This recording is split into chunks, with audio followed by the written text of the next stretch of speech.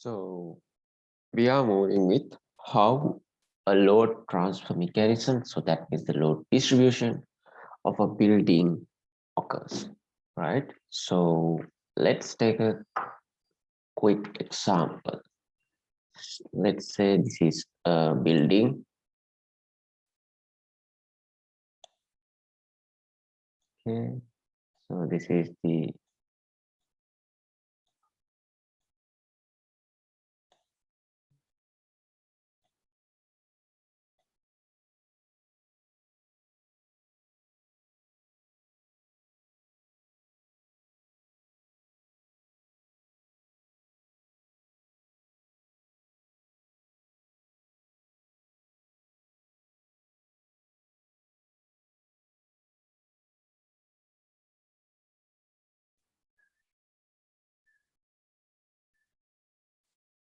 so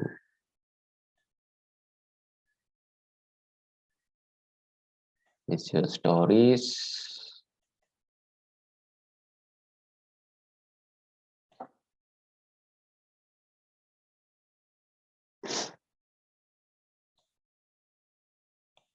Right.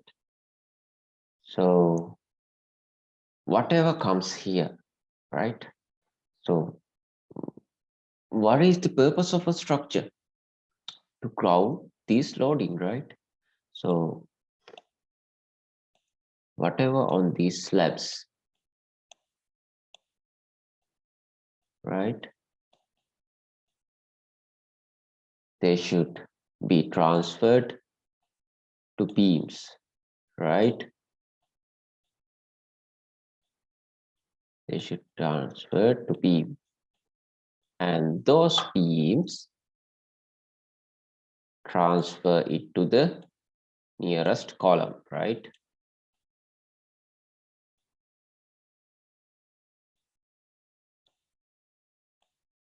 Nearest column. And those columns transfer it as an axial load, but they never give it back to another floor. They directly transfer it to the ground. So at a floor, the load given by a beam can be taken as uniform this flow is, if these flows are uniform, right? So at these flows as well, it will give something to the column. So this already have some axial load, right? So that means we are giving another axial load. So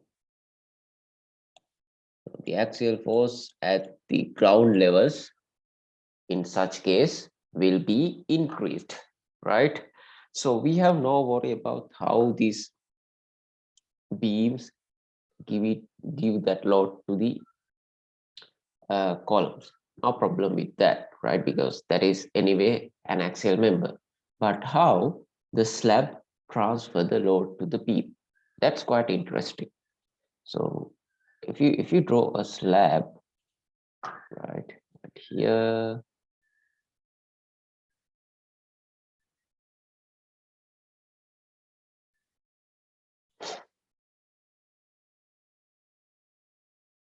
okay, so just apply some pressure to this.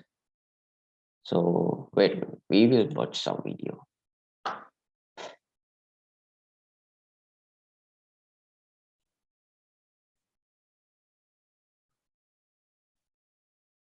So hope you can see the screen. And can you see, we just model some supports, and this is our model slab, right? So now it is not, just see this slab is not fixed to the support. So you can assume still a simply supported case, right? That's how our idealization is. You can see when the slab is loaded, right? So this is going to bend, right, in either direction, right? Can you see? This is bend in either direction. And the maximum deflection occurs at the center of the plane, right? But what happens if you clamp some? So you fix it, right? That means there is some resistance to bending. Can you see this blue color? Now here, if your slab bends in this way, right? Your slab bend in this way, your tension is at the bottom of the surface of the slab. Compression is at the top of the slab. But here, can you see if you fix this, you have tension on the top, right? On that part, and the compression at the bottom. We usually call this moment, right? We usually call this moment, if there's a fixed or continuous support, it's the hogging moment. This is the sagging moment, right?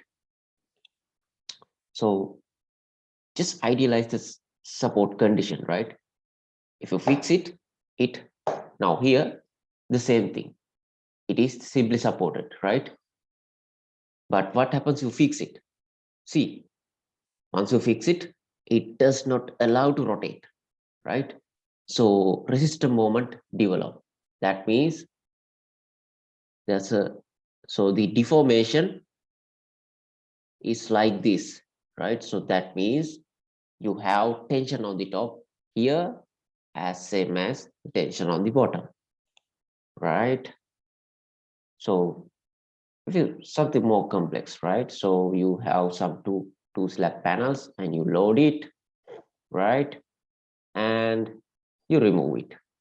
So what happens? Can you see? When your length is more in longitudinal direction, right?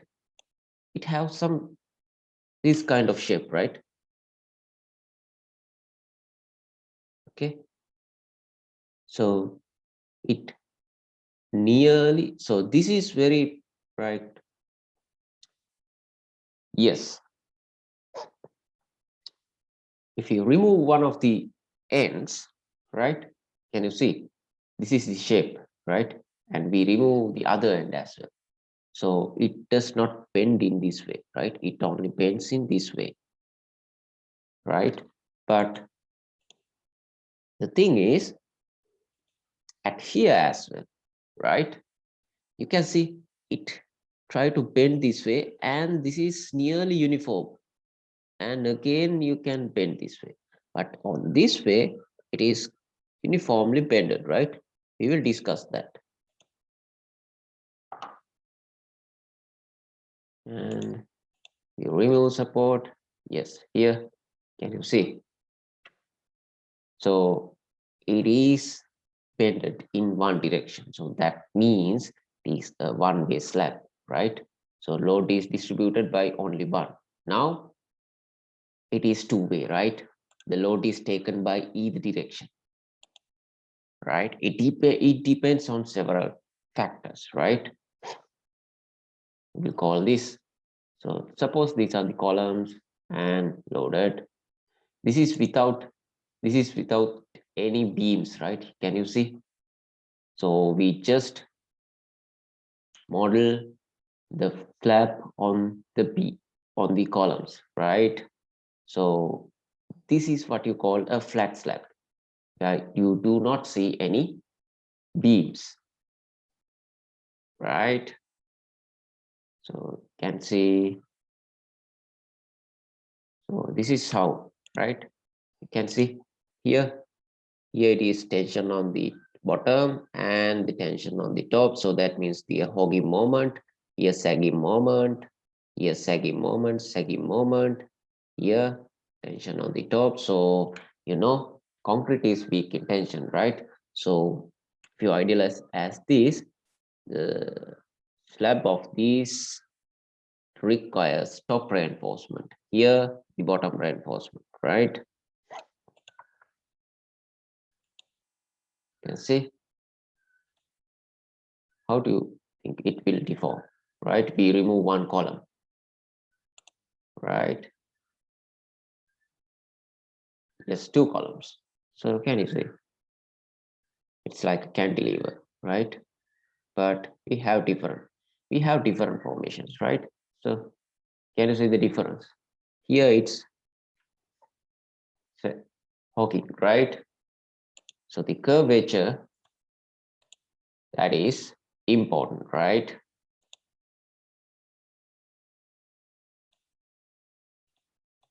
So can you see?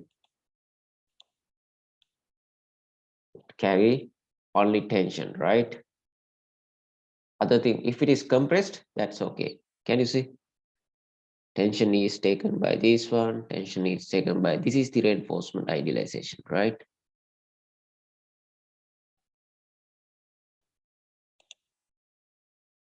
You see, let me show you again. So B blocks in this model, if it is compressed, that's okay, right? But top cannot be tensioned. So that's why we use the bottom as the tension, and here top in tension. So we have hogging here, we have sagging here. So this tape is taking that, right? This is the simplified idealization, right?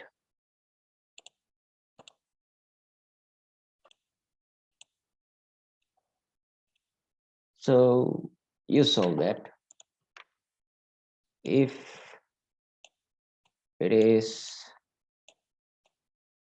supported by only two ends, anyway your load is going to distribute it to those two beams. We call it one way, right?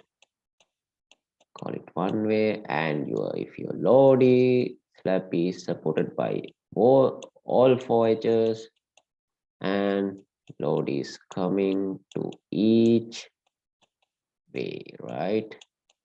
It's coming each direction. So we call this two-way. Why? There are two ways where the load will transfer, right? So, but this depends on the length as well. So let's consider this occasion, right? A relatively longest thing,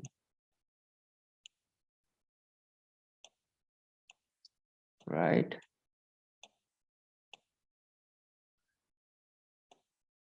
So what happens here is, so load take its shortest path, right? That's what happened. If a load's here, they might see they have some shorter distance to here and here as well.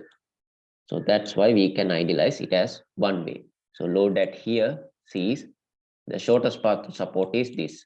There is no support here. Shortest path to support is this. Just like that. Load take its shortest path, right? Something here is taking this path. Something here is taking this path. So whatever load there, it takes its shortest path. So what happens here? So shortest path, maybe I would suggest like this, or anyone can suggest this. But something here, the shortest path is not this, only this part or here, right? Can you see?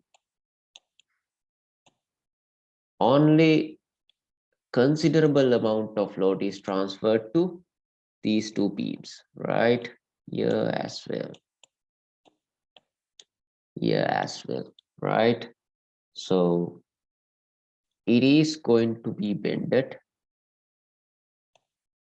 in that direction, major, right?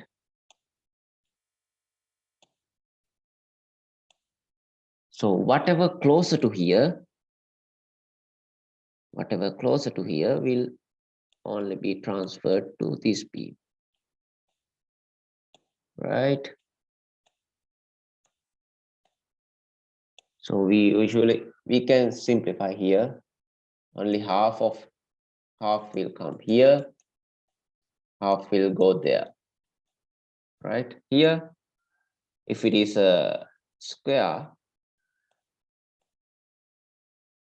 this will be equally distributed. This comes to this beam. Okay, this goes to that beam. So it is two-way loading, right? This goes to this, and here it goes to this one, right? So if you consider this one, right? So a considerable amount of, so it will bend like this. So you can draw a 45 line here and here. Can you see? A considerable amount of loading is taken by these two beams, right? So this is actually not significant, right? This is not significant compared to this loading. So can you see it idealize its bending as this, right? It's almost one-way bending. This bend is how to say, not significant, right? So it is nice to bend, then it is uniform, then it is uniform, straight line, and again you have the bending, right? So this type of slab, even it is supported at 4 ends, calls to one two-way, right? Sorry, one way.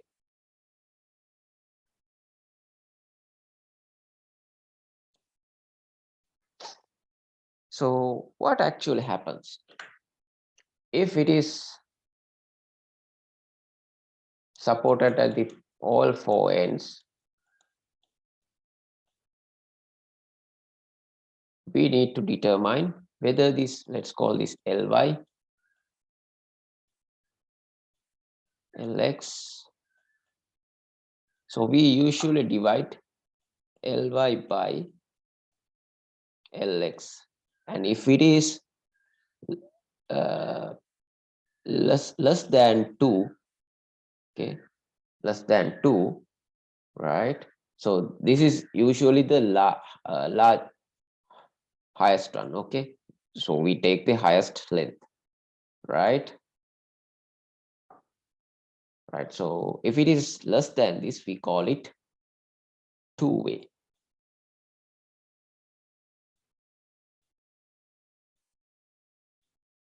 So that means load is distributed in either direction considerably. What happens if this Ly is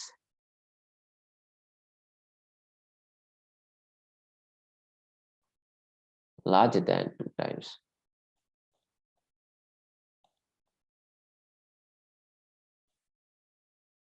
Right?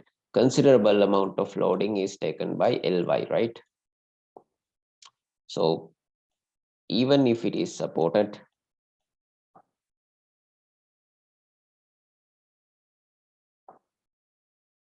at all 4 ends, if L over Y is L over X is greater than 2, we call it considerable is taken by.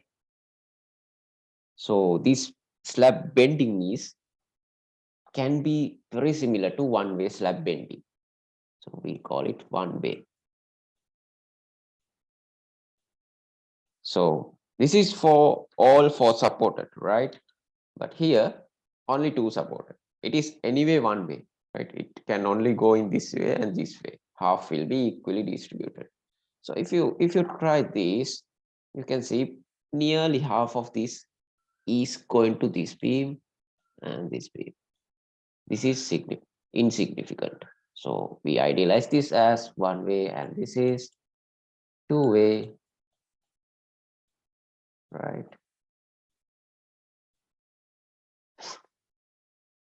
Okay, so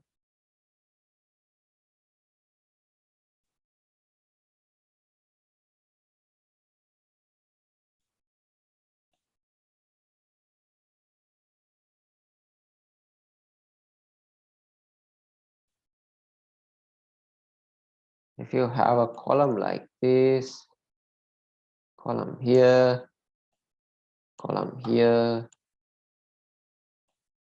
right? So you can see this length is not twice greater than the other length, right? So you can assume nearly two-way distribution, right? If it is a square, this will be perfectly the diagonals, right? So, but here, right? So let me call a beam here as well, because it is not otherwise the simplified version. So if this length, right, if this length is twice this distance or more, we call this a one way. Why? A considerable load is taken by these two beams, right? So can you see this beam, this load is taken by beam, this load is taken by that beam, and whatever happens, right? So we call this like this.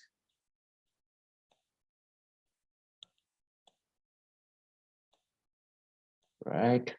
So whatever happens, there will be some contribution to this column, right?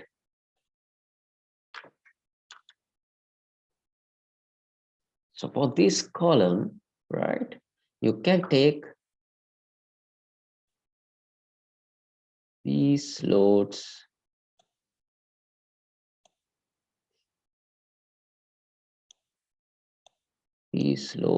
will be coming to this column, right?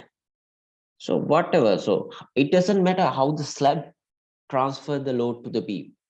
Again, it comes to the beam to the column, right? So even if it is here, if it is here, if it is here or here, it comes to the column, right? So nearly it will be an square shape, right?